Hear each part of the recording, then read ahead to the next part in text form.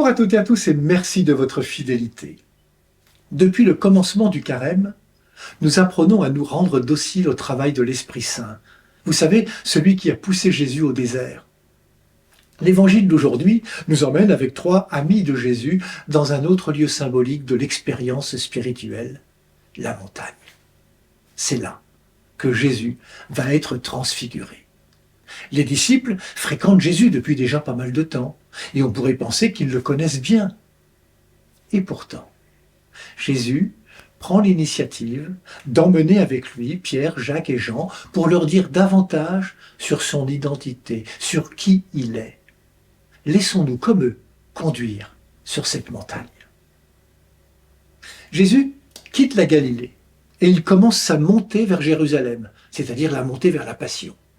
Et c'est au cours de cette montée que d'une nuée semblable à celle du temps de Moïse, une voix se fait entendre. « Celui-ci est mon Fils bien-aimé, en qui j'ai mis tout mon amour, écoutez-le. » Ces paroles, nous les connaissons. Oui, nous les avons entendues au jour du baptême de Jésus dans les eaux du Jourdain, lorsqu'il était désigné comme le Fils bien-aimé du Père. Mais aujourd'hui, sur cette montagne de la Transfiguration, une parole résonne, écoutez-le. Jésus est désigné comme le prophète que tout le peuple doit écouter, comme Élie, comme Moïse. Ainsi, l'épisode de la Transfiguration a une double fonction. D'abord, d'affirmer aux yeux des disciples l'identité de Jésus. Celui-ci est mon Fils, celui que j'ai choisi.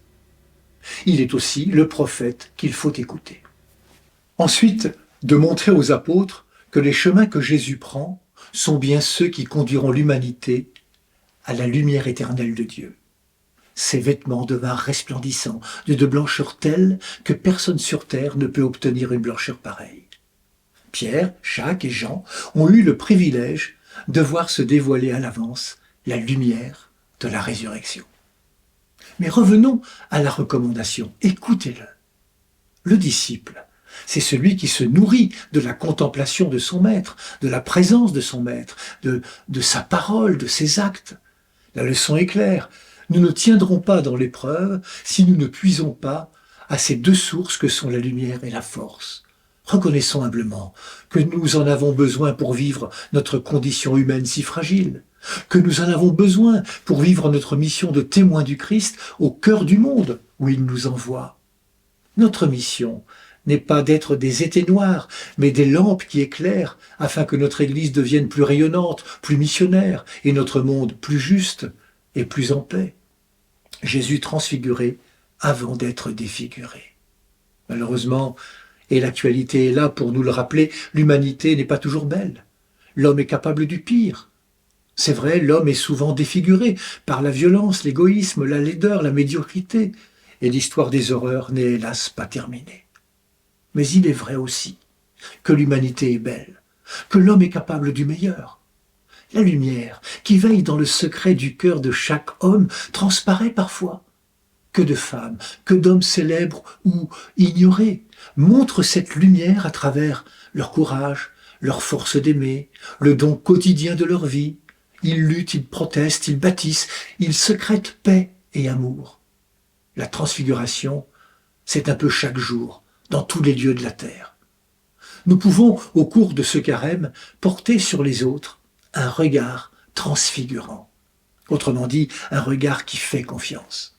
Alors, celui qui est ainsi regardé se sentira mieux compris, mieux aimé.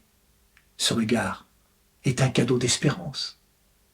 Un sourire, la patience d'un accompagnement qui fait cheminer au pas de l'autre, et le respect accordé à quiconque, quel que soit son aspect extérieur, mettent de la lumière sur le visage et dans le cœur des êtres.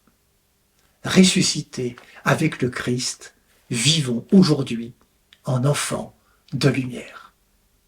Bonne marche vers Pâques à toutes et à tous, prenez bien soin de vous et des autres.